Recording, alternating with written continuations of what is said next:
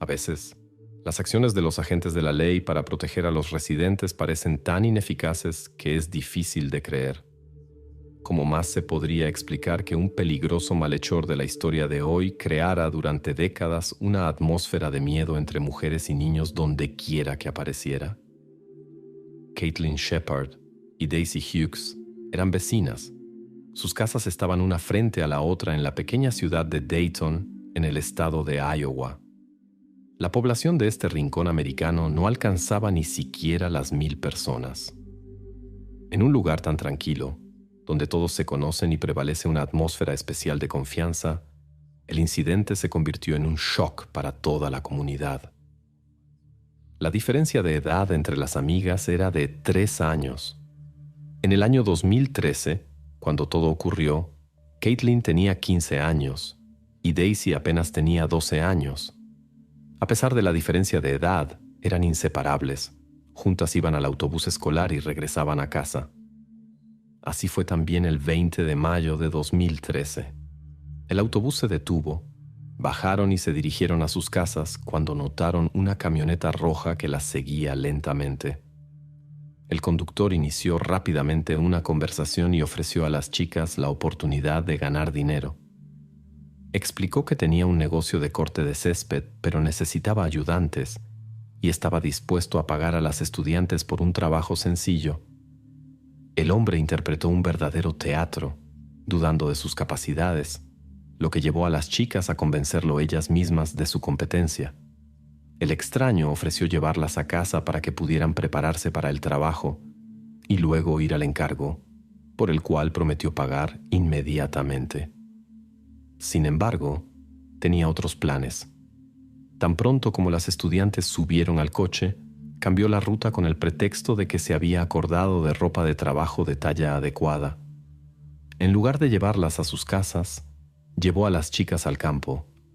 Cuando sospecharon peligro e intentaron protestar, el hombre sacó una herramienta y amenazó con usarla contra ambas. El malhechor las llevó a una casa abandonada y las condujo a un viejo granero medio derruido que llevaba muchos años vacío. Se aseguró de su inmovilidad y les aseguró que las liberaría e incluso las llevaría a la ciudad si obedecían y cumplían sus exigencias. Pero la joven de 12 años, Daisy, sintió inmediatamente la falsedad en sus palabras. Pensó lógicamente, ¿por qué llevarlas tan lejos de la ciudad si no había una mala intención? Tanto el armamento como todo el entorno y el comportamiento del hombre, todo indicaba lo peor. Las últimas palabras de Caitlin fueron: «No nos merecemos esto». Después, el malhechor llevó a la chica mayor al bosque, lo que dio a la más joven una oportunidad de salvarse. Daisy no podía decir exactamente qué le pasó a su amiga. Solo escuchó los aterradores gritos de Caitlin desde el bosque. Pero una cosa estaba clara: el hombre no tenía la intención de usar la herramienta. A pesar de sus palabras, fue tan descuidado que la dejó en el granero justo delante de la prisionera de 12 años cuando se llevó a la mayor. Las cuerdas resultaron no ser lo suficientemente fuertes. Daisy logró aflojarlas y liberarse. Al huir, se llevó el medio de autodefensa. Solo quería escapar, salvarse y estaba preparada para defenderse en caso de que el perseguidor la alcanzara. En pánico, luchó a través del bosque, se arañó con raíces espinosas, luego caminó por un camino de campo buscando ayuda. A pesar de las lesiones sufridas, Daisy no podía detenerse. Le parecía que el perseguidor estaba pisándole los talones. Finalmente la niña encontró ayuda y fue entregada a las autoridades. Daisy estaba en tal estado que durante la huida había perdido sus zapatos y sufrido numerosas heridas en las piernas y pies. Además, sufrió varias lesiones durante las pruebas, aunque no graves. Su salud no estaba en peligro. Después del tratamiento en el hospital, Daisy siguió sufriendo las consecuencias emocionales de lo vivido. Dio a los investigadores una descripción detallada no solo del malhechor, sino también de su vehículo, lo que ofrecía buenas posibilidades de encontrarlo antes de que pudiera cometer algo similar de nuevo. Aproximadamente a las 20 horas, en un entorno rural cercano al lugar donde se encontró a Daisy, en los terrenos de una finca al noreste de Dayton, estado de Iowa, fue descubierto Michael Klender, un hombre inconsciente de 42 años. Posteriormente, la sobreviviente Daisy lo identificó. Curiosamente, las circunstancias en las que se encontró al secuestrador no fueron reveladas durante algún tiempo. La situación resultó ser complicada. Se necesitaba más información. Esto representaba un problema serio para la investigación, pues no había indicios sobre el paradero de la segunda estudiante desaparecida. Las autoridades policiales tenían que actuar prácticamente a ciegas. Mientras continuaba la búsqueda de Caitlin, los investigadores examinaron el pasado del perpetrador con la esperanza de encontrar pistas. Los hechos revelados fueron extremadamente esclarecedores. Ya en el año 1989, tuvo lugar el primer juicio contra Michael Klender, de 17 años, de Mason City, Iowa. Había irrumpido en una casa ajena para cometer un robo y había atacado a la propietaria, una joven mujer llamada Jill Gilsey. Según la reconstrucción de los eventos, el joven apareció en el umbral de la casa de la víctima el 22 de febrero de 1989. Afirmó que su coche se había averiado y pidió usar el teléfono. Jill tenía una propuesta alternativa. Ofreció llevar al joven a su casa para que pudiera resolver sus problemas y recoger su coche más tarde. En el fondo, a él le daba igual cómo pudiera atraer a la joven fuera, así que aceptó. Tan pronto como Jill abrió la puerta principal, la empujó al suelo, ejerció violencia e intentó impedir que respirara. Ella solo pudo salvarse mediante una resistencia desesperada. Cuando la joven sintió que no podía respirar, logró moverse hábilmente y con sus últimas fuerzas empujar al extraño con el pie. Después de este incidente, Jill estaba llena de indignación y determinación para obtener justicia. Michael fue acusado de allanamiento de morada con la intención de apropiarse de objetos de valor en segundo grado y de comportamiento agresivo con uso de violencia. Ambos cargos bajo circunstancias agravantes. Sin embargo, el juez decidió, tras el arresto y antes del inicio del juicio, que el perpetrador podía quedar en libertad bajo fianza. Esta indulgencia provocó extremo descontento en Jill, especialmente considerando el hecho de que el monto de la fianza era inferior a los valores máximos para estos cargos. Parecía que el juez no reconocía la peligrosidad de esta persona. Afortunadamente, el perpetrador no tenía dinero para la fianza, por lo que esperó la audiencia en aislamiento. No solo Jill, sino también muchos que conocían a Michael, opinaban que se había librado muy fácilmente y tenían serias razones para pensarlo. Luego se celebraron audiencias preliminares en las que se decidió si el perpetrador de 17 años debía ser juzgado como menor o como adulto. El juez de menores renunció a la jurisdicción, ya que Michael Klender cumpliría 18 años en mayo del mismo año. Además, funcionarios de la Agencia de Delincuentes Juveniles testificaron contra él. Resultó que sus acciones ilícitas habían comenzado mucho antes, y su comportamiento desde el principio había suscitado serias preocupaciones. El joven siempre se había caracterizado por un carácter problemático y agresivo, especialmente hacia las mujeres jóvenes. En noviembre de 1986, Michael, de 15 años, llevó por la fuerza a una compañera de la misma edad a un baño escolar. La intimidó y exigió que se quitara la ropa superior. Pero la estudiante se negó e intentó escapar. Entonces, él utilizó un objeto metálico, tras lo cual continuó sus acciones con manos y pies. Esto tuvo graves consecuencias para la salud de la joven. La estudiante fue tratada y rehabilitada durante aproximadamente una semana. Después del incidente, Michael Klender fue enviado a una institución especializada para jóvenes con trastornos de conducta y tuvo que completar un curso terapéutico en el Centro de Salud Mental. Estas instituciones estaban especializadas en la corrección del comportamiento de adolescentes problemáticos. Para febrero de 1988, Michael Klender había completado el programa. Cumplió con todos los requisitos judiciales después del incidente con la niña. El joven regresó a la casa de sus padres en Mason City, donde vivía con su padre y su madrastra. Sin embargo, la vida tranquila no duró mucho. Pronto ocurrió un incidente desagradable con Jill. Cuando el joven fue arrestado después de este incidente, fue llevado a una celda de aislamiento para infractores adultos. Se recomendó al personal que supervisara la comunicación del joven con los reclusos mayores. Existía la opinión de que Michael podría mostrar un comportamiento inapropiado o, por el contrario, encontrarse con dificultades debido a la naturaleza de sus delitos. Se señaló que utilizaba hábilmente mentiras y manipulaciones, lo que podría tener una influencia negativa en otros jóvenes con comportamiento problemático. Los cargos presentados podrían haberle costado hasta 12 años de privación de libertad y una multa de hasta $15,000. Si el caso se hubiera juzgado teniendo en cuenta su condición de menor, la pena no podría haber excedido los 7 años. Esto creó cierto margen de maniobra para su abogado. El 30 de marzo, Michael confesó su culpabilidad por el intento de allanamiento y por causar lesiones graves intencionadas a un ciudadano. El 1 de mayo, 2 semanas antes de alcanzar la mayoría de edad, el joven escuchó la sentencia del tribunal. Después fue trasladado al Centro de Salud Mental de Cherokee. Allí fue sometido a evaluación psiquiátrica durante su internamiento. Por el incidente con Jill, su libertad fue restringida durante 5 años.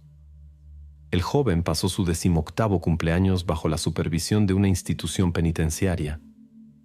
A la pena principal se añadieron 2 años por un delito contra la propiedad.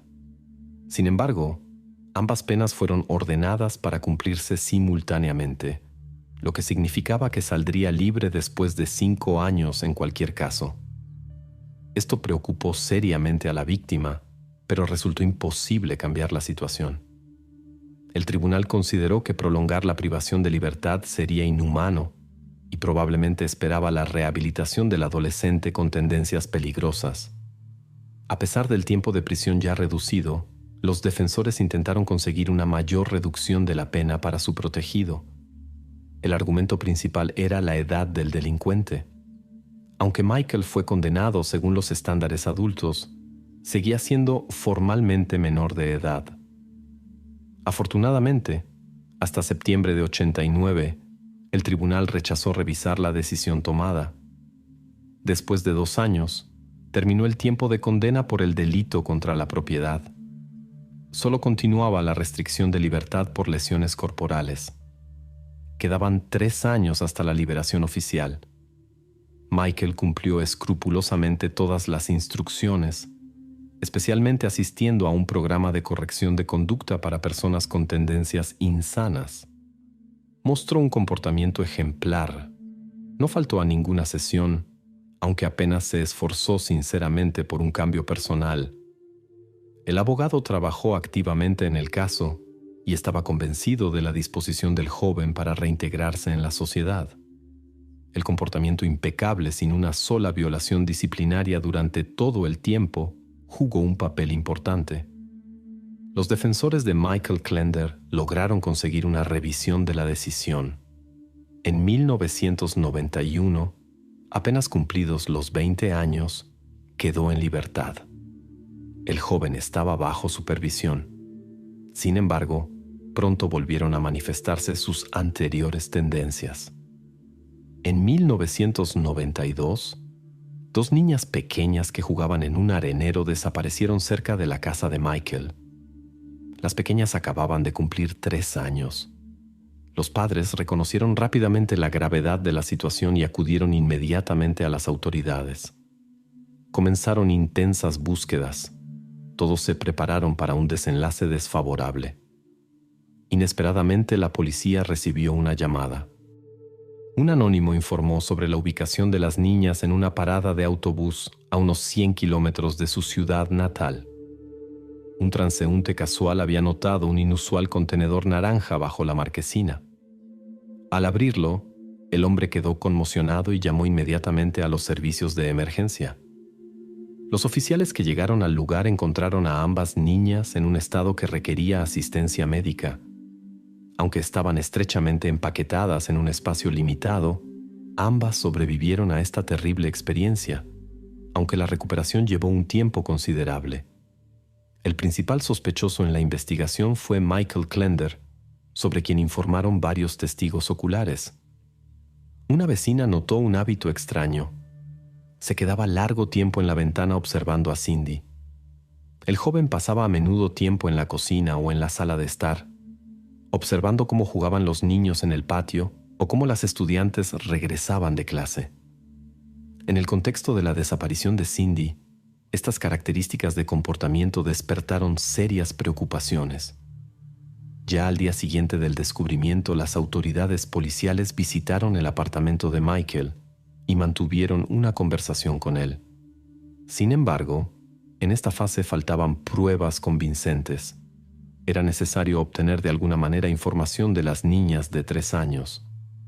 Era importante no empeorar su estado, pero Cindy inicialmente no podía explicar nada correctamente debido al shock sufrido y a su corta edad.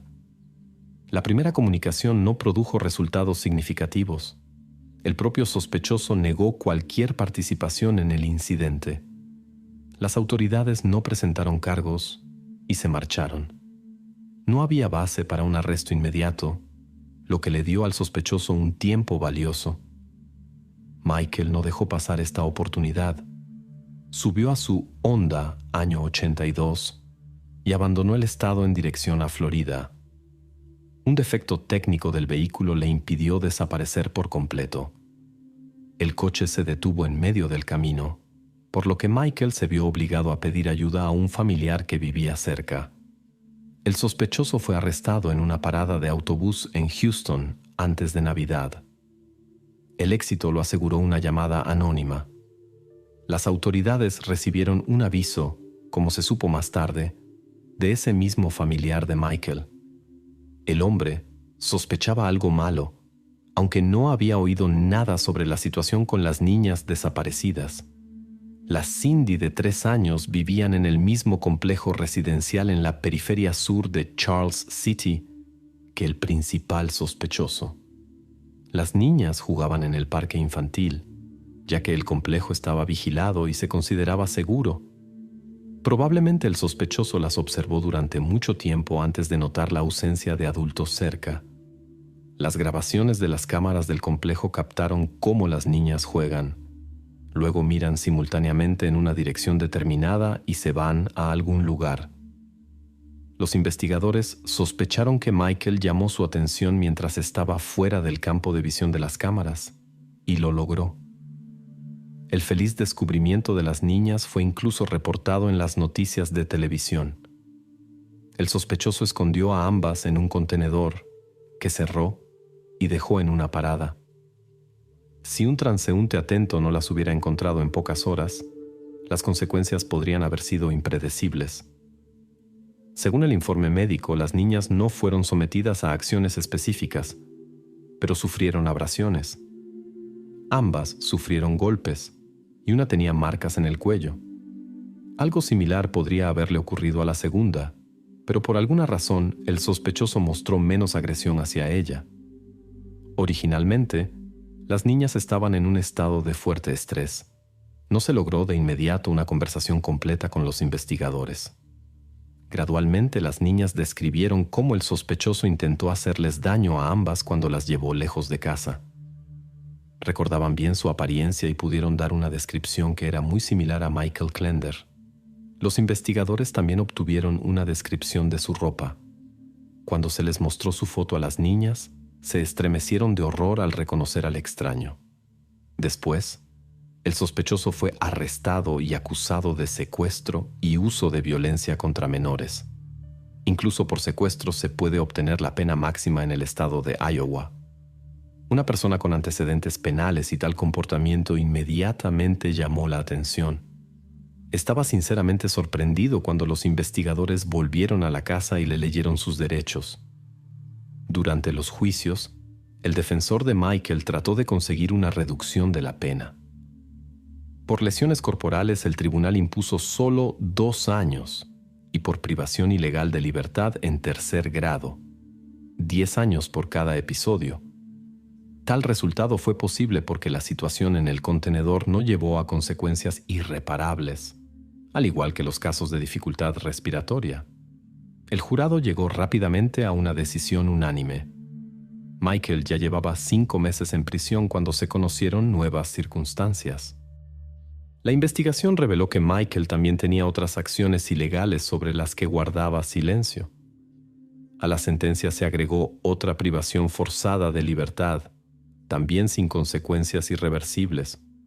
Finalmente, el tribunal fijó más de 30 años de prisión que debían cumplirse consecutivamente sin posibilidad de libertad condicional.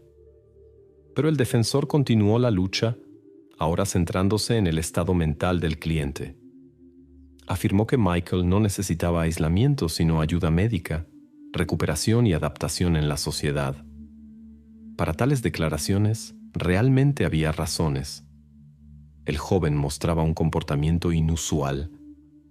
En el primer arresto y la conversación en la comisaría estaba demasiado distante, indiferente. Cuando Michael confesó, le preguntaron por los motivos para retener a las niñas de 3 años. No pudo explicar nada, mencionando solo más tarde como razón un mal día. Es difícil entender qué comportamiento en una prisión merece tales alivios, pero Michael fue liberado en 2011 después de cumplir solo 20 años. Comenzó un nuevo periodo de libertad condicional, que no debía completar con éxito. Poco después de su liberación volvió a su comportamiento anterior. Esta vez, las consecuencias fueron aún más graves para todos los involucrados. Ahora Michael Klender secuestró a Caitlin y Daisy. Una de ellas escapó del peligro gracias a circunstancias afortunadas. La búsqueda de la segunda continuó. Así, el número de casos oficialmente registrados con la participación de Michael Klender llegó a 7. La mayoría de las víctimas eran menores de edad. Como se descubrió más tarde, la lista de sus acciones podría ser significativamente más larga.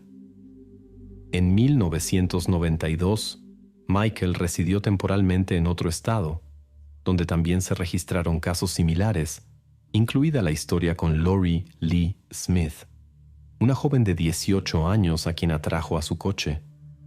Originalmente la joven regresaba a casa por una carretera rural. Esto sucedió tarde en la noche, cuando la carretera estaba casi vacía. De repente notó en el espejo retrovisor que alguien parpadeaba con los faros y pedía que se detuviera. Lori se detuvo a un lado de la carretera y abrió la ventana. Michael, que se detuvo junto a ella, le informó que las luces traseras de la conductora no funcionaban. Le sugirió que bajara para convencerse y también quiso ayudar a revisar las luces. La joven desprevenida bajó, pero cuando estaba en el maletero, vio que el hombre sacaba un objeto afilado. Bajo presión, obligó a la joven a entrar en su coche, pero ella mostró valor y se resistió con determinación. Lucharon un rato en el coche de Michael cuando pasó un camión. Michael Klender notó cómo el conductor comenzaba a dar la vuelta. Aparentemente había visto lo que estaba sucediendo y decidió ayudar a la joven. Entonces el perpetrador empujó a Lori Lee Smith fuera de su coche y desapareció inmediatamente. Es importante señalar que hasta cierto punto, todas las víctimas de las acciones de Michael permanecieron a salvo hasta que secuestró a Caitlin y Daisy.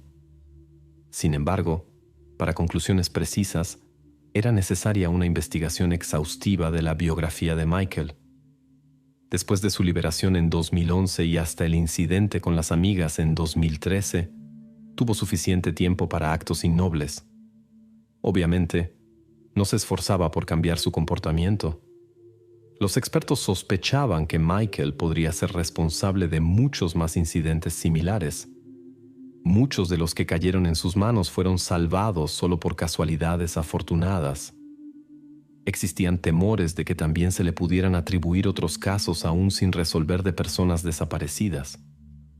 Por ejemplo, fue relacionado con la misteriosa desaparición de 2 niñas. Lyric Cook Morrissey, de 8 años, y Elizabeth Collins, de 10 años, de Evansdale, Iowa, que desaparecieron en el condado de Floyd en el año 2012. Sin embargo, la conexión de Michael con este caso no pudo ser probada. Los datos sobre la ubicación de su teléfono mostraron que se encontraba en otra área en el momento de la desaparición de las niñas, lo que lo exoneró de todas las sospechas. Este caso quedó sin respuestas. El destino de Caitlin Shepard, de 15 años, seguía siendo un misterio. Los investigadores no dejaron de analizar información y examinar los últimos días de existencia de aquel que se llevaba a las personas contra su voluntad. Notablemente, Michael creaba la apariencia de una vida normal hacia el exterior. Tenía un trabajo estable, compró una casa e incluso estaba casado con una mujer llamada Lisa. Ella también provenía de un pueblo pequeño, como los que Michael prefería para sus acciones. En tales lugares, los jóvenes son más confiados, muchos no cierran sus puertas, lo que facilitaba los planes de una persona con malas intenciones. La suerte acompañaba no solo a aquellos que se cruzaban con Michael en su camino, sino también a él mismo. Aunque debería estar en un registro especial para personas con tendencia a comportamientos inapropiados y bajo constante supervisión de las autoridades, Lisa no sabía nada sobre el pasado de su marido. Naturalmente, los investigadores decidieron examinar primero la casa de la pareja. El 25 de febrero de 2013, cerca de una docena de vehículos de las fuerzas del orden llegaron a su vivienda. Hablaron con los vecinos e intentaron averiguar si alguien había visto a Caitlin, pero nadie reconoció la foto de la niña. Lisa escuchó con asombro los informes de los policías que le revelaban la verdadera naturaleza de su marido. Estaba conmocionada por lo que oía, pero no pudo ayudar con información valiosa. Los investigadores se convencieron de que no estaba involucrada en el incidente. Mientras tanto, Daisy, de 12 años, recuperó el conocimiento. Habló con los investigadores y posteriormente dio algunas entrevistas. Esto permitió que la historia de su rescate se conociera en todos sus detalles. Las fuerzas del orden revisaron el mismo cobertizo, pero no encontraron a Caitlin allí. Las perspectivas de un desenlace feliz para la niña de 15 años disminuyeron drásticamente cuando el análisis de las manchas rojas en el coche del sospechoso reveló una coincidencia del ADN con la desaparecida. El destino exacto de Caitlin Shepard seguía siendo desconocido, aunque las acciones del perpetrador eran predecibles. Al notar la desaparición de la prisionera más joven, que además se había llevado su herramienta, el hombre decidió poner fin a su propia existencia. Presumiblemente, el sospechoso no quería regresar a un centro de rehabilitación. Sus ofensas contra menores le habrían proporcionado una estancia extremadamente desagradable entre otros reclusos. Aparentemente, algo irreversible había sucedido con Caitlin, ya que prefirió tal desenlace a una estancia de por vida en prisión. No llegó información sobre la niña mayor, incluso después de que la amiga de 12 años fuera dada de alta del hospital. La búsqueda continuó. En los primeros días pudieron encontrarse las mochilas de las niñas que Michael había dejado en una zona boscosa. Presumiblemente, ambas niñas debían desaparecer para siempre. El presentimiento de la más joven resultó ser correcto. El paradero de Caitlin Shepard solo se conoció después de 2 semanas, cuando fue encontrada en las aguas del río a varios kilómetros de su ciudad natal. Debido a la larga permanencia en el agua, se requirió tiempo para determinar su identidad. Tras realizar todos los procedimientos necesarios, se confirmó que la encontrada era efectivamente Caitlin Shepard, de 15 años. Se encontraron en ella las mismas bridas de plástico con las que Daisy había sido retenida. La investigación reveló que Caitlin ya no estaba viva debido a numerosas lesiones causadas por objetos duros y afilados. Caitlin fue la última perjudicada por Michael Klender, aparte de él mismo. Sin embargo, se expresaron serias dudas sobre su humanidad. En el contexto de estos eventos, la sociedad mostró su indignación. Las autoridades fueron criticadas por ser demasiado indulgentes con personalidades peligrosas, en contraste con aquellos que podrían sufrir por sus acciones. Es notable que Lisa Klender, su esposa, estuviera entre los pocos que sinceramente lloraron por Michael. Quizás solo ella podía ver algo humano en él que provocara afecto. ¿O fue el resultado de una hábil manipulación por parte de su marido? Alrededor de las 2:30 de la madrugada del 14 de septiembre de 2021, la policía de la pequeña ciudad de Stafford, en el estado de Michigan, recibió una inquietante llamada. El que llamaba era Alex Richardson, residente de la casa número 48 en la tranquila y acogedora calle Winslow. El hombre estaba visiblemente nervioso e informó que su hijo Max había desaparecido directamente de su cama. Cuando Alex entró en la habitación, la cama estaba vacía y la ventana de la parte trasera ligeramente abierta. La casa en sí estaba cerrada desde dentro, y Alex recordó que apenas unos minutos antes había oído un extraño crujido, al que no dio mayor importancia. Los padres comenzaron a buscar inmediatamente, registrando cada habitación y el patio, pero no encontraron ninguna pista sobre el paradero de Max. Cuando la policía llegó al lugar de los hechos, examinaron la habitación. En la habitación reinaba el orden. No había signos de lucha ni desorden. Lo único que llamó la atención de los policías fueron arañazos en el alféizar de la ventana, evidentemente causados por un destornillador o una herramienta similar. Los expertos sospecharon que la ventana podría haber sido dañada previamente desde el exterior y luego abierta ligeramente durante la noche. Los padres estaban confundidos. Nada faltaba de la casa, excepto Max. La madre, Laura, confirmó que solo su hijo había desaparecido. Incluso la manta bajo la cual dormía Max estaba en el suelo junto a la cama. La vecina de la familia, la señora Grant, contó que alrededor de las 2:10 de la madrugada había oído un extraño golpeteo en el patio, al que no dio importancia. Su casa está a unos 20 metros de la ventana de la habitación, pero la mujer no vio ni personas ni vehículos. Otros vecinos no notaron nada inusual. En la calle Winslow no había cámaras de vigilancia. La zona donde vive la familia Richardson se considera tranquila y segura. Antes de este incidente nunca habían llamado a la policía. Sin embargo, en los últimos 6 meses, sucedieron cosas extrañas en la casa. La comida desaparecía del refrigerador, Alex oía crujidos sospechosos en el ático, y Max una vez confesó a sus padres que sintió la presencia de un extraño en el pasillo. Pero los padres atribuyeron todo esto a fantasías y pequeñeces cotidianas. 2 semanas antes de la desaparición, Laura notó una puerta dañada que daba al ático, pero Alex decidió que se trataba solo de bisagras viejas. La investigación del ático comenzó alrededor de las 4 de la mañana. Allí, la policía encontró varias bolsas arrugadas y un recipiente de plástico vacío para alimentos. Además, se descubrió una clara huella de zapato que no coincidía con ninguna persona conocida por la policía. La alfombra en la entrada al ático estaba visiblemente desplazada, como si alguien se hubiera estado escabullendo allí regularmente. La calle Winslow está rodeada de casas similares sin cámaras de vigilancia. Patrullas adicionales no descubrieron personas o vehículos sospechosos en las cercanías. Los padres no pudieron recordar a nadie que pudiera amenazar a su familia. Por la mañana, se ampliaron las búsquedas. La policía rastreó los alrededores, terrenos baldíos y edificios abandonados. Incluso un perro especialmente convocado no pudo encontrar rastros de Max. Sin embargo, cerca de la valla se encontraron huellas borrosas de neumáticos de un coche, lo que confirmó la sospecha de que Max podría haber sido llevado en un vehículo. Tras revisar la base de datos, se descubrió que hace 2 meses, a solo 10 millas de distancia, había ocurrido un intento similar de allanamiento en una casa donde también había un niño. En ese momento, el autor no fue capturado. La policía sospechaba que ambos casos podrían estar relacionados.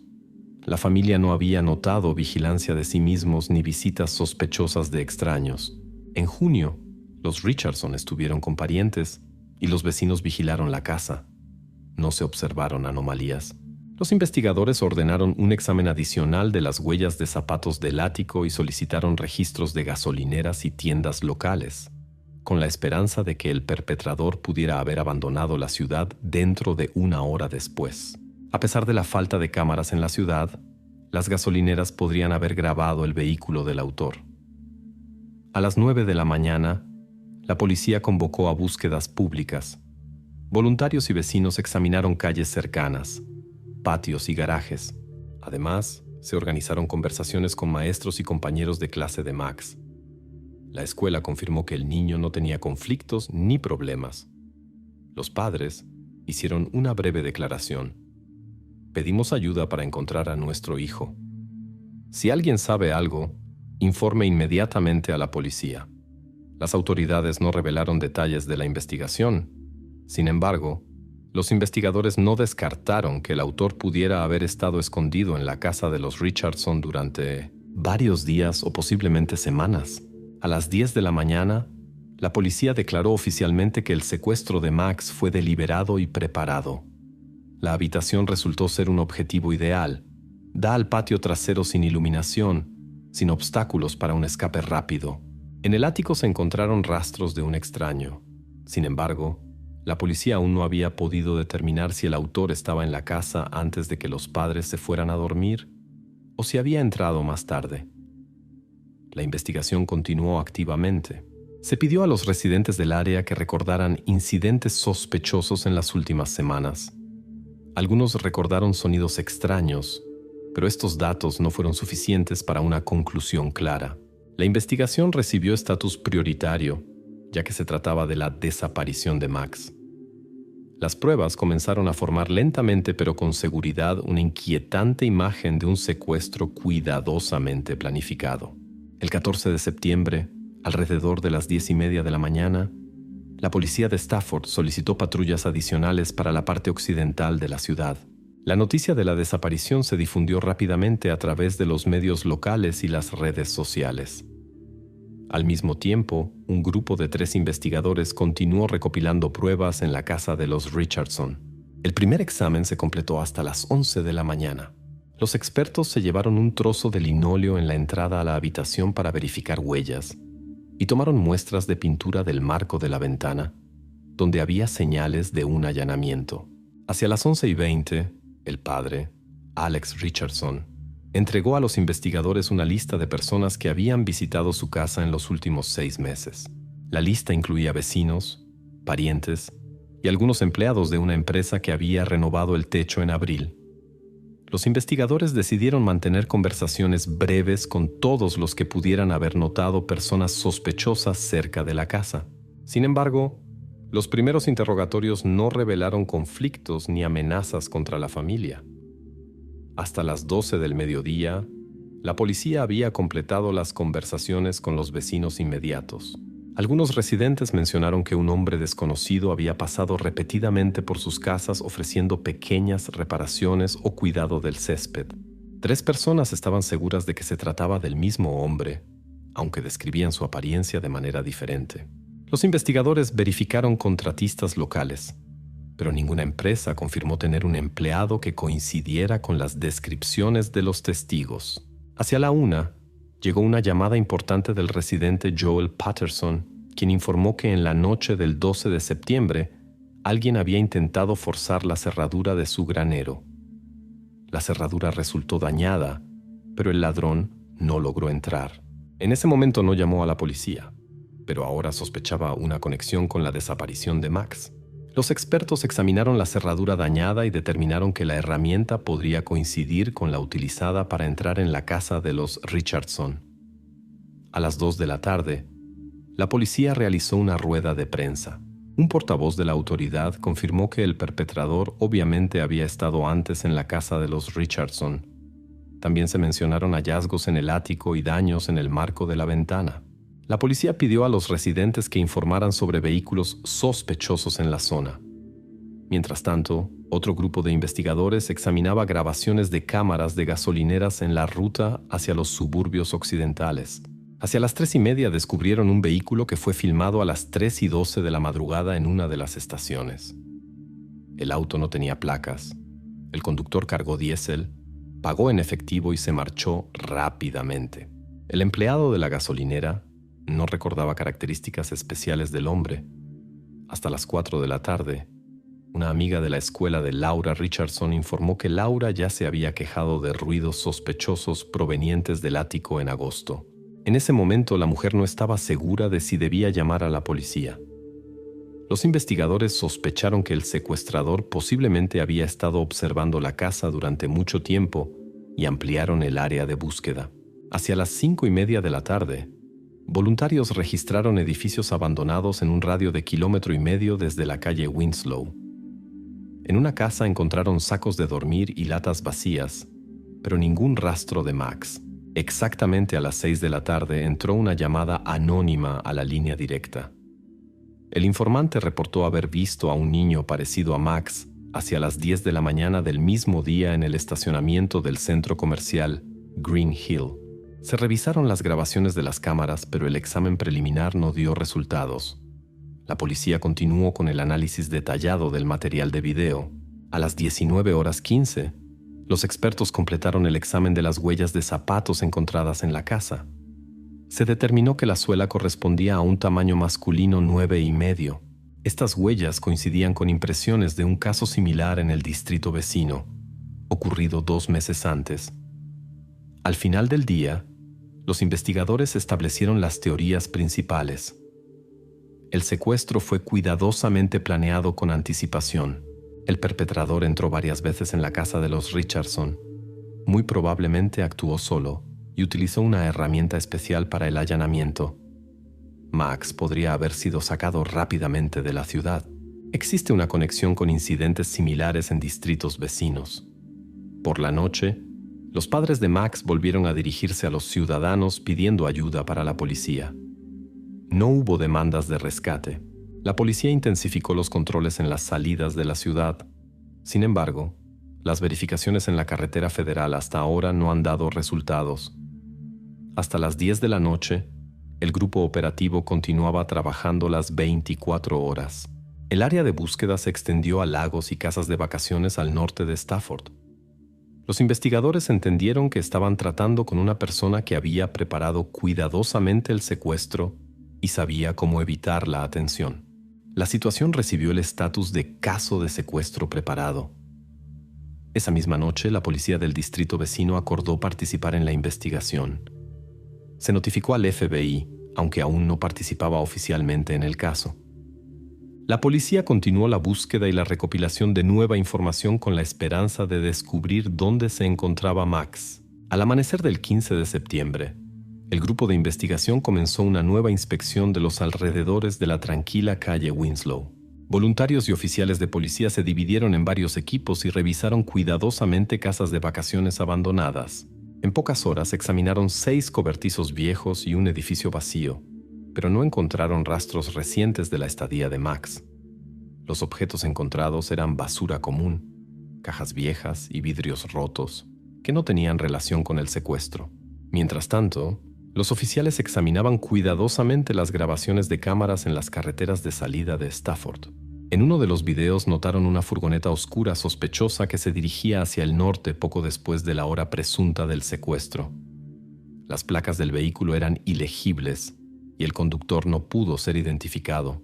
El tamaño del vehículo coincidía con las huellas de neumáticos encontradas en la casa de los Richardson.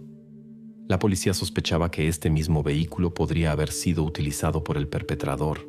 Algo más tarde en la mañana, el propietario del motel Roadway llamó a la comisaría. Informó sobre un hombre sospechoso que se había registrado en la noche del 14 de septiembre. Se comportaba de manera extraña y pagaba exclusivamente en efectivo. Cuando la policía llegó al motel, resultó que el extraño ya había dejado el lugar sin dejar datos personales. La única pista fue un automóvil color caqui notado por otro huésped. Un empleado del hotel recordó que el hombre tenía prisa y no se dirigió a la recepción al partir. La policía decidió verificar todas las posibles variantes de alojamientos temporales en un radio de 50 millas. También solicitaron información sobre posibles robos de combustible en gasolineras, ya que los criminales a menudo evitan dejar rastros. Hasta ahora no había tales datos, Pero la verificación continuaba. Un conductor de autobús escolar informó a la policía que había visto a un peatón sospechoso cerca de la carretera de Circunvalación Occidental en la noche del secuestro. El hombre caminaba por el borde de la carretera y no intentaba detener el tráfico. Los investigadores trataban de entender si había una conexión entre esta persona y la furgoneta oscura, pero aún no podían confirmarlo con certeza. Los padres de Max proporcionaron a la policía fotos familiares y descripciones detalladas de las pertenencias de su hijo, señalando especialmente el pijama azul que Max podría haber estado usando. Esta información se difundió inmediatamente en los medios locales, pero no se recibieron informes sobre Max. Los familiares confirmaron que nadie los había llamado pidiendo rescate. Los investigadores volvieron nuevamente a la huella de zapato encontrada. Coincidía con huellas de un caso similar en el distrito vecino de hace 2 meses. En aquella ocasión, el perpetrador también utilizó un destornillador con una astilla característica en la hoja, lo que llevó a la policía a pensar en un secuestrador en serie. La policía comenzó a verificar a los clientes de servicios de reparación locales, especialmente aquellos que se ocupaban de trabajos en techos. El techo de la casa de los Richardson fue cambiado en abril. Los 4 trabajadores tenían buenas referencias y negaron cualquier participación en el incidente. En la reunión operativa del mediodía, los investigadores discutieron la posibilidad de ampliar el área de búsqueda e involucrar al FBI. Sin embargo, la dirección consideró que aún no había motivos suficientes para una intervención federal. La policía de Stafford continuó su trabajo activo en el terreno, aunque todavía no habían logrado identificar al perpetrador que se había escondido en la casa antes del secuestro. Un grupo de voluntarios volvió a peinar la zona de las aguas más cercanas, incluyendo un pequeño lago cerca de la ciudad. La búsqueda no produjo resultados. Las llamadas anónimas a la línea de confianza tampoco ayudaron. Las personas informaban sobre individuos sospechosos, pero no se pudo determinar nada concreto. Por la noche, una de las patrullas notó un automóvil extraño cerca de un terreno baldío. El conductor se alejó rápidamente al ver a la policía, y los oficiales no pudieron distinguir las matrículas. No estaba claro si este incidente estaba relacionado con el secuestro. Un representante del Consejo Municipal anunció una recompensa de $5,000 por cualquier información que condujera a la captura del perpetrador.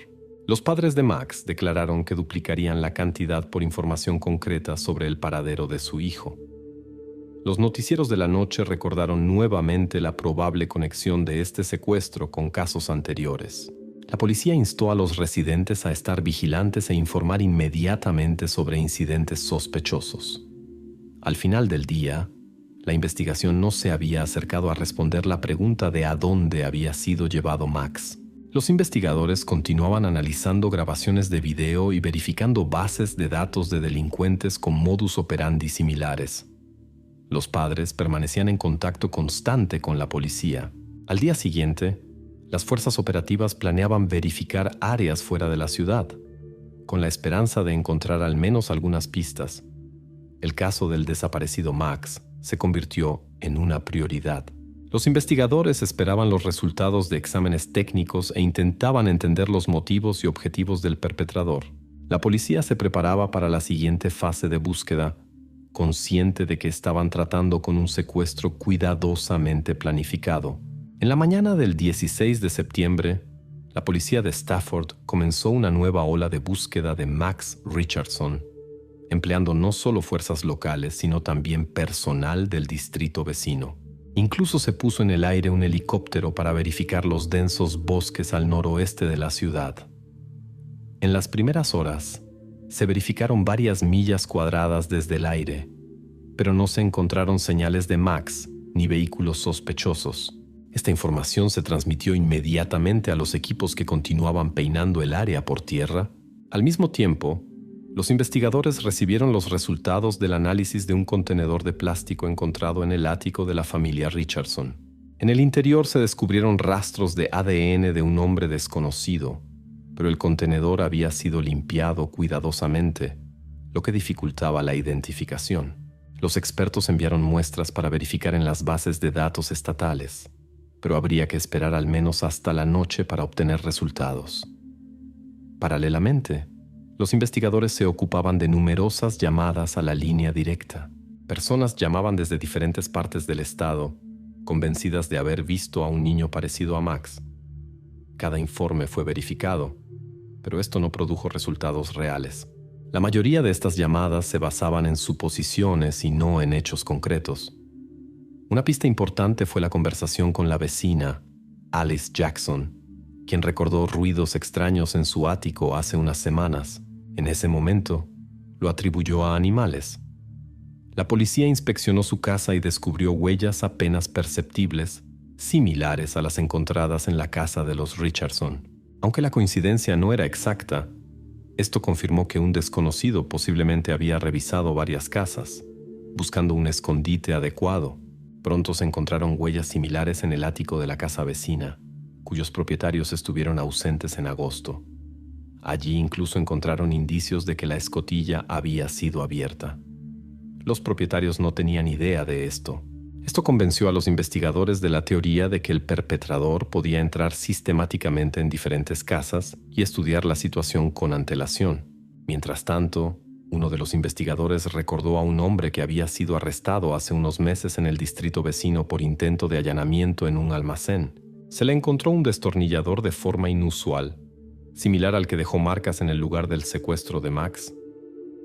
Este hombre fue liberado entonces por falta de pruebas, pero la policía decidió verificar dónde se encuentra ahora. Resultó que el sospechoso había dejado recientemente un refugio para personas sin hogar en la ciudad vecina. Los empleados del refugio informaron que se había ido unos días antes del secuestro de Max y no había regresado. Los testigos mencionaron que el hombre quería encontrar trabajo, pero la policía no tenía más información. Los investigadores solicitaron acceso a transacciones bancarias en ciudades cercanas para rastrear los movimientos del sospechoso. Paralelamente, se revisaron grabaciones de cámaras en gasolineras. En una de ellas, se avistó una furgoneta similar a la que podría estar relacionada con el secuestro. El vehículo se dirigió hacia un parque industrial abandonado cercano, pero una verificación en el lugar no reveló rastros de Max. Los perros rastreadores y los equipos de búsqueda continuaron investigando almacenes abandonados y zonas industriales, pero solo encontraron rastros de personas sin hogar y no de Max. En un lugar se hallaron un colchón viejo y botellas, pero el análisis no confirmó ninguna relación con el caso. Por la noche, los padres de Max se dirigieron nuevamente a los habitantes y les pidieron que revisaran cuidadosamente sus áticos y sótanos. Muchos respondieron, pero no hubo nuevos datos. Sin embargo, la gente se volvió más atenta y reportaba con mayor frecuencia cualquier pequeñez a la policía. Los resultados preliminares del análisis de ADN del ático no mostraron coincidencias en la base de datos del estado de Michigan. Una búsqueda completa en la base de datos federal podría tomar varios días. Si el sospechoso no tenía antecedentes criminales, sería difícil determinar su identidad.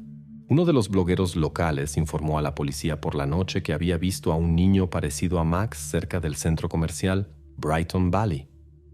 Pero la revisión de las cámaras de vigilancia mostró que el niño había llegado allí con sus padres, y esto fue otra falsa alarma. Al final del día, la búsqueda de Max continuó, pero no había rastros claros. La policía entendió que estaban tratando con un crimen cuidadosamente preparado. Los investigadores decidieron que se deberían agregar recursos federales y ampliar el área de búsqueda. Los padres de Max se preparaban para dirigirse al público en general, con la esperanza de encontrar al menos alguna información nueva que pudiera ayudar a traer a su hijo a casa.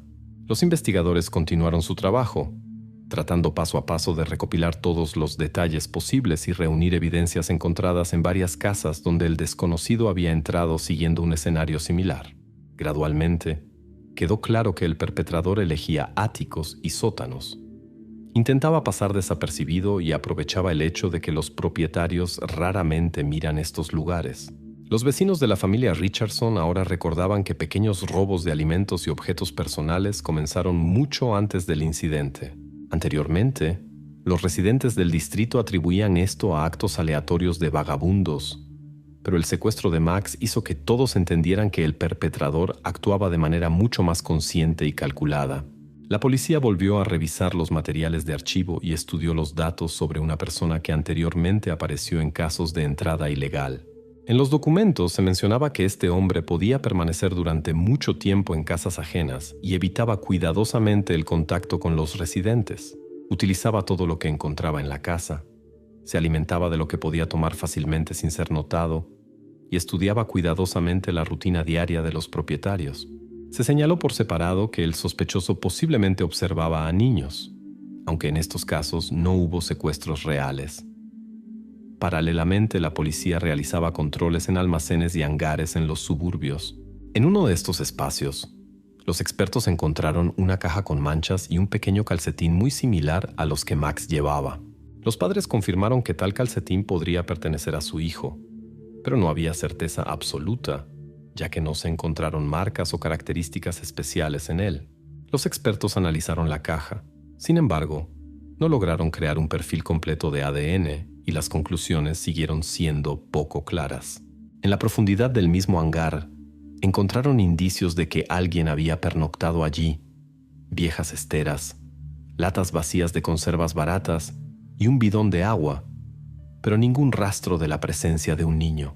Pronto, los investigadores recibieron un mensaje importante de un conocido de uno de los trabajadores locales, quien recordó una conversación inusual con un extraño en la zona de la calle Winslow. Este hombre hacía preguntas extrañas. ¿Cómo acceder a un ático sin ser notado? ¿Cómo están construidos los conductos de ventilación y dónde se encuentran normalmente las escaleras de servicio? En ese momento, el interlocutor pensó que se trataba de una simple reparación doméstica y no dio importancia al comportamiento sospechoso. La policía documentó cuidadosamente su testimonio y lo añadió al cuadro general de la investigación. Los voluntarios que participaban en la búsqueda mencionaron varias veces una furgoneta oscura que se vio repetidamente en la zona. Sin embargo, los testigos no pudieron describir con precisión ni la marca ni el color del vehículo, y nadie pudo reconocer la matrícula. Los policías verificaron vehículos similares en las bases de datos, pero sin éxito. Finalmente, surgió la teoría de que el perpetrador utilizaba intencionalmente un vehículo ajeno o no registrado para no dejar rastros. La investigación continuó, pero avanzaba muy lentamente. Los protocolos de conversaciones con testigos oculares, materiales de investigaciones técnicas e información sobre otros casos similares se actualizaban constantemente. La tarea principal seguía siendo encontrar a Max, pero a pesar de los esfuerzos de voluntarios y oficiales de policía, todavía no había pistas concretas. La investigación indicaba que el perpetrador se había preparado cuidadosamente, había estudiado atentamente los hábitos de los residentes del distrito y no había dejado evidencias obvias. En declaraciones oficiales se enfatizó que la oportunidad de encontrar a Max dependería de la rapidez con que la policía pudiera descubrir todas las rutas y escondites de la persona que había cometido este secuestro. La investigación se desenvolvía gradualmente, y los investigadores continuaban uniendo detalles y hechos en un cuadro unificado. Los policías escuchaban cada vez con más atención los testimonios de los residentes del distrito de la calle Winslow y notaban más y más casos similares: huellas, ventanas cuidadosamente abiertas, daños mínimos y especial atención del perpetrador hacia áticos y sótanos. Algunos propietarios ni siquiera notaron que un extraño había vivido durante mucho tiempo muy cerca de ellos. Inicialmente, la policía creía que los pequeños robos eran episodios aleatorios relacionados con vagabundos. Sin embargo, al juntar los hechos, resultó que la situación era mucho más seria. En todos los casos, el perpetrador solo se llevaba alimentos y objetos domésticos simples, evitaba objetos costosos y no entraba en contacto con los residentes. Pronto quedó claro que examinaba deliberadamente cada casa y elegía el lugar más seguro y conveniente para él. Uno de los descubrimientos más importantes fueron los resultados de la inspección de un almacén abandonado en la zona industrial. Allí, entre cajas viejas, encontraron recortes de periódicos con información sobre eventos locales, con un artículo sobre un evento benéfico escolar que tenía marcas claras con un bolígrafo rojo. Precisamente en este material se mencionaba al hijo de la familia Richardson, Max. Los expertos concluyeron que el artículo había sido recortado poco antes del secuestro, lo que significa que el perpetrador ya mostraba interés específicamente en este niño con antelación. Los investigadores contactaron inmediatamente a la escuela de Max para averiguar si se habían notado personas sospechosas allí. Los empleados de la escuela no pudieron recordar ningún incidente serio, pero 2 miembros del personal mencionaron a un hombre que había venido a observar competiciones infantiles y que no parecía ser un padre. Nadie le prestó atención en ese momento, ya que no se comportaba de manera llamativa. La policía amplió su círculo de búsqueda y revisó otros informes de padres sobre personas sospechosas cerca de parques infantiles durante el verano de este año. Tales informes se recibieron, pero anteriormente no se asociaron con amenazas serias. Ahora, las investigaciones concluyeron que el perpetrador podría haber espiado previamente a una víctima adecuada, examinando lugares donde se reúnen los niños. Mientras tanto, oficiales y voluntarios continuaban registrando edificios abandonados y estructuras agrícolas fuera de la ciudad. En uno de estos lugares, encontraron un viejo saco de dormir y restos de comida que evidentemente habían sido llevados allí recientemente. Tras el análisis, resultó que algunos alimentos coincidían con los que habían desaparecido de la casa de los Richardson. En un estante de madera había una inscripción grabada con el nombre de Max y la palabra hogar. Aunque no fue posible determinar la fecha exacta de la inscripción, despertó sospechas de que el niño podría haber sido trasladado de un lugar a otro, intentando evitar cámaras de vigilancia. La policía difundió activamente fotos de Max por todo el distrito y más allá. Los voluntarios iniciaron una campaña en redes sociales y pidieron a los residentes que informaran sobre cualquier lugar donde el perpetrador pudiera esconderse. El teléfono de la línea directa sonaba incesantemente, pero todos los mensajes resultaron inútiles. Nadie había visto personalmente al niño y tampoco hubo contactos directos con el secuestrador. Los investigadores determinaron que el perpetrador actuaba con mucha cautela y reflexión. Seleccionaba cuidadosamente casas donde podía permanecer inadvertido durante mucho tiempo, evitaba cámaras de video y no dejaba evidencias obvias.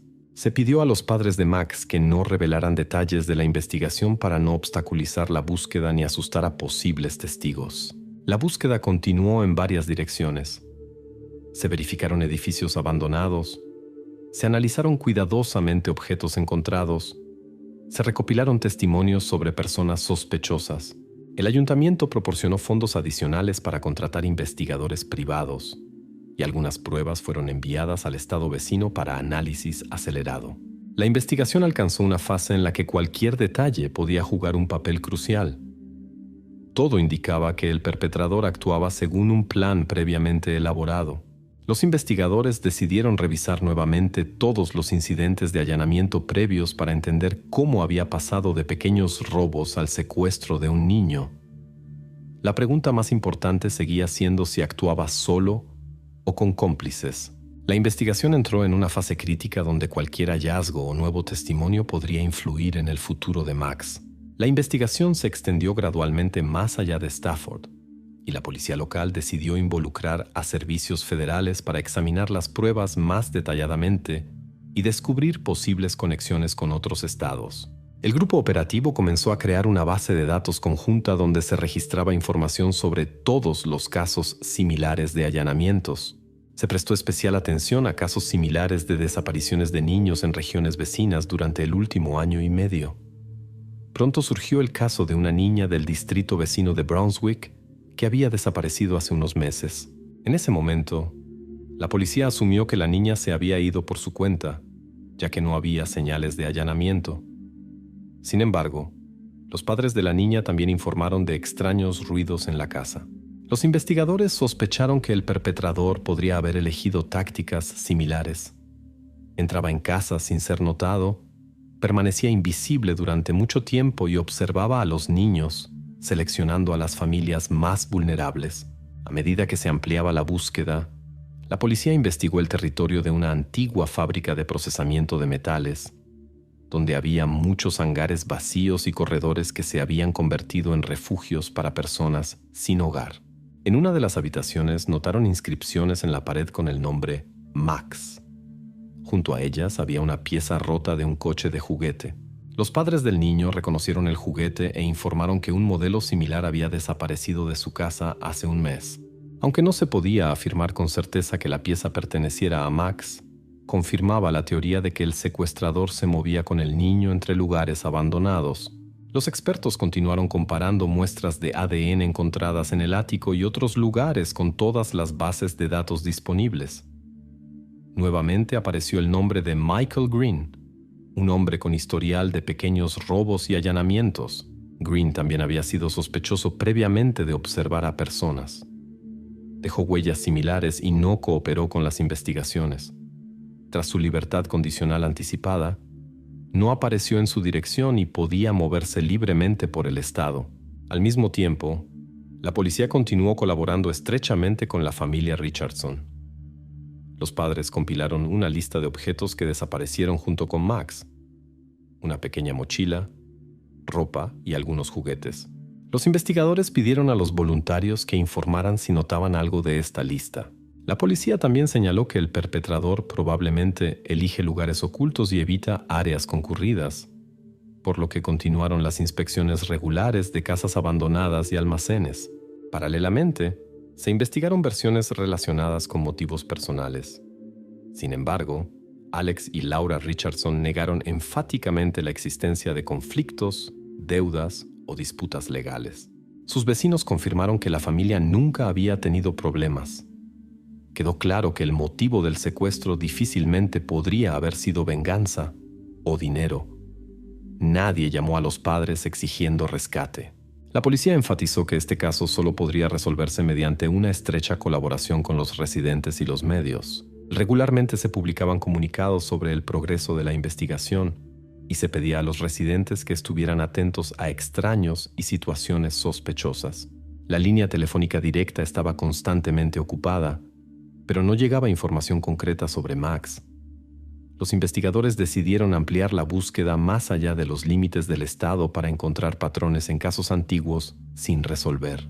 Los expertos señalaron que el perpetrador siempre elegía zonas tranquilas, evitaba casas con sistemas de alarma y videovigilancia, planificaba cuidadosamente cada paso y recopilaba información sobre la familia con antelación. También se tomaron medidas especiales para la seguridad de los padres de Max, ya que se sospechaba que el secuestrador podría intentar contactarlos. Se les prohibió compartir detalles de la investigación con extraños, compartir contactos y mencionar las pruebas encontradas.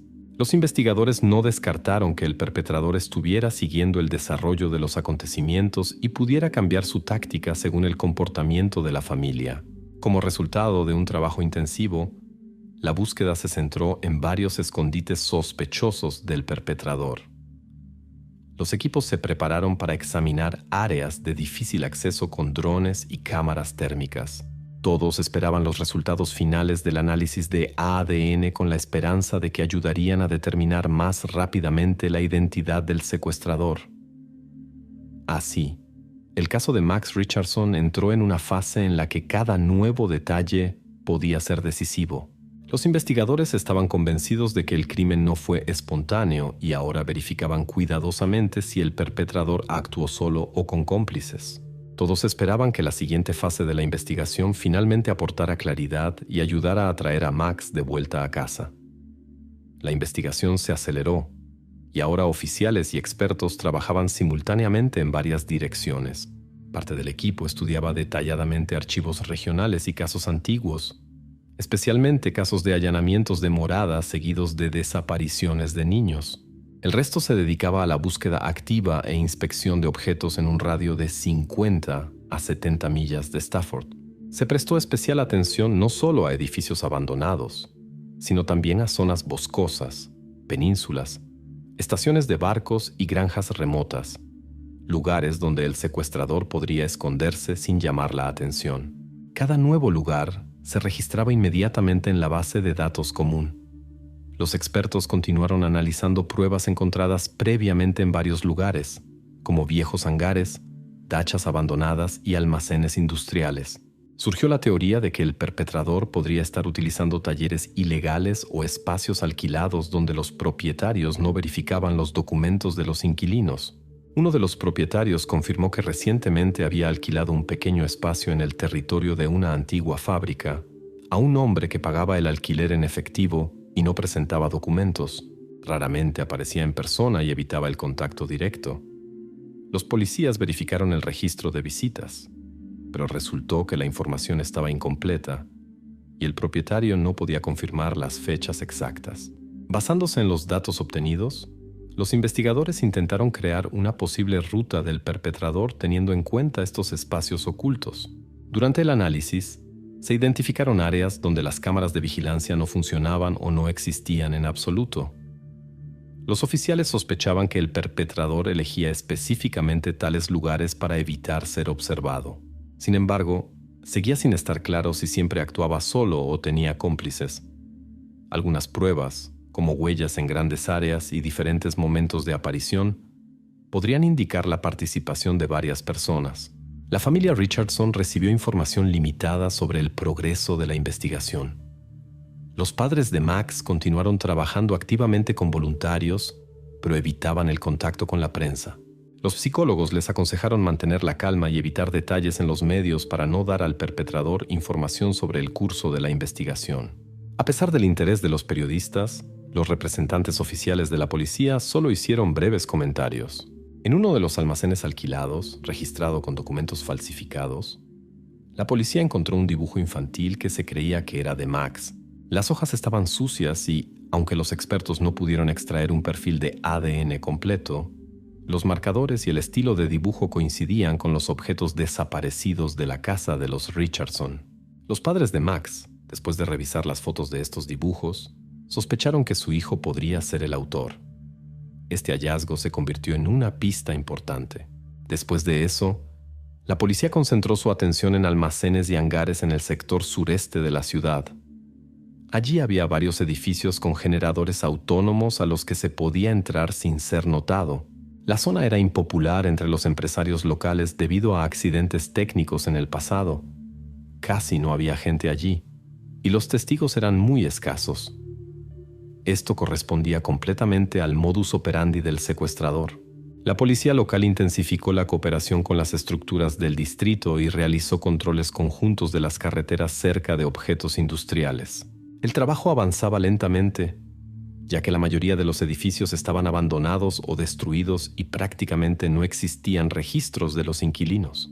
Los investigadores tuvieron que recopilar información poco a poco, entrevistando a antiguos empleados, guardias y visitantes ocasionales de estas áreas. Paralelamente, los especialistas continuaron el análisis ampliado de las muestras de ADN encontradas previamente. Sin embargo, la verificación en las bases de datos federales no arrojó coincidencias con el nombre Michael Green. Esto sugería que el perpetrador posiblemente evitaba conscientemente situaciones relacionadas con el registro de su ADN o utilizaba documentos falsos. El trabajo de comparación de muestras continuaba ya en varios estados. La investigación ahora se desarrollaba en varias direcciones simultáneamente. Los investigadores verificaban todas las áreas de almacenamiento y producción donde alguien podría vivir sin llamar la atención. También se comparaban casos de niños desaparecidos en otros distritos con signos similares de allanamiento. Se prestó especial atención a movimientos sospechosos de furgonetas oscuras y otros vehículos que el secuestrador podría haber usado. Además, la policía observaba atentamente cualquier intento del perpetrador de contactar con los padres de Max o llevarlo fuera de los límites del estado. Oficialmente, se enviaron informaciones sobre Max a todos los principales nudos de transporte. Los voluntarios distribuyeron folletos en un radio de cientos de millas. A pesar de todos los esfuerzos, no había pruebas directas ni indicios concretos sobre el paradero de Max. La gente informaba sobre personas y vehículos sospechosos, pero nadie podía proporcionar detalles concretos. La investigación entró en una fase en la que cada pequeño detalle podía volverse decisivo. Los policías se mantuvieron preparados para cualquier eventualidad, sabiendo bien que era prácticamente imposible predecir las futuras acciones del perpetrador. Todos esperaban la aparición de una nueva evidencia importante o testigo que pudiera indicar la ruta exacta del criminal o el posible paradero de Max. La policía recibió información sobre una furgoneta oscura sospechosa que fue avistada en la ciudad vecina de Holmdale. Varios residentes informaron haber visto el vehículo cerca de un edificio abandonado en las afueras de la ciudad. Las fuerzas operativas se dirigieron inmediatamente allí y comenzaron una verificación con el apoyo de los servicios del distrito. Al llegar, notaron a un hombre que coincidía completamente con la descripción del sospechoso. Cuando vio a la policía, intentó cerrar las puertas de la furgoneta y huir, pero los oficiales pudieron detenerlo. En la primera inspección del vehículo se encontraron herramientas de robo, linternas, agua y varios contenedores vacíos similares a los mencionados en los informes del caso Max. El sospechoso respondió inicialmente de manera evasiva. No tenía documentos consigo, y el nombre que proporcionó no coincidía con ningún registro en las bases de datos. Más tarde, los expertos compararon sus huellas dactilares y muestras de ADN con las evidencias encontradas en el ático de los Richardson. La coincidencia fue completa. También se encontraron conexiones con otros lugares donde previamente se habían descubierto objetos relacionados con la desaparición de Max. Paralelamente, voluntarios junto con la policía revisaron posibles escondites del secuestrador en otro lugar. Un residente informó haber visto a una persona parecida al sospechoso cerca de un cobertizo abandonado. Las fuerzas operativas inspeccionaron el área de inmediato y, para su alivio, descubrieron a Max en el interior. Estaba vivo, pero muy debilitado y abatido. Durante el examen, los especialistas reconocieron inmediatamente que Max había estado retenido durante mucho tiempo. El propio Max no pudo describir su ruta en detalle. Solo dijo que era constantemente transportado durante la noche. Los médicos confirmaron que Max necesitaba atención médica y psicológica urgente. Los padres llegaron inmediatamente al lugar del hallazgo y entregaron a su hijo a los médicos. La policía informó prontamente al público que Max había sido encontrado vivo, aunque enfatizaron el grave estado psicológico de Max. Bajo la presión de las evidencias, el detenido pronto comenzó a confesar. Contó que había estado observando la casa de los Richardson durante varias semanas, entrando al ático y estudiando meticulosamente la rutina diaria de la familia. Entre sus pertenencias personales se encontraron cuadernos con direcciones de otras familias, anotando los horarios en que los padres solían estar ausentes o dormidos. Estos registros coincidían con quejas de residentes sobre pequeños robos de alimentos y objetos. El sospechoso confirmó que estaba principalmente interesado en familias con niños, aunque se negó a explicar sus motivos. En posesión del detenido se encontraron recortes de periódicos sobre eventos escolares y competencias infantiles con notas que indicaban la hora y el lugar de los eventos. Admitió que no solo investigaba Stafford, sino también otras ciudades, seleccionando casas sin sistemas de seguridad confiables para sus propósitos.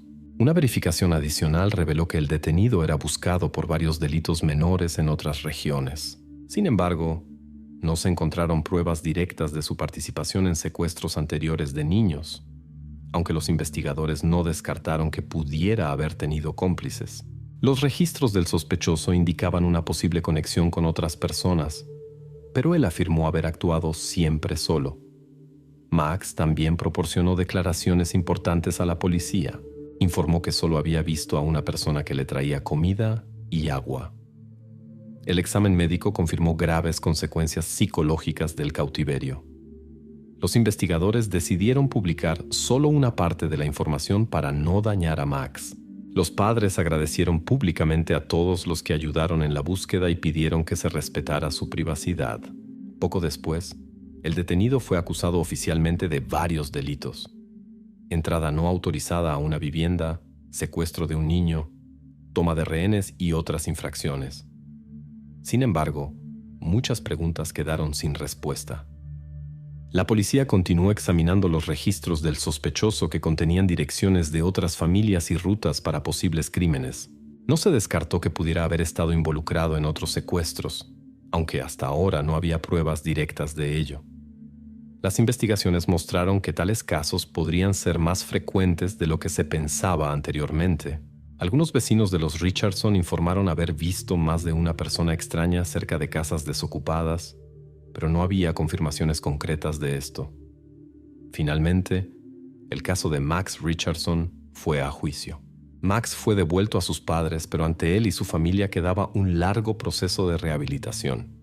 La policía confirmó oficialmente que el perpetrador había preparado minuciosamente el crimen, pero quedó abierta una pregunta importante: formulada por uno de los oficiales. ¿Cuántos niños más podrían haber sido sus víctimas? ¿Y hay posibles cómplices todavía en libertad?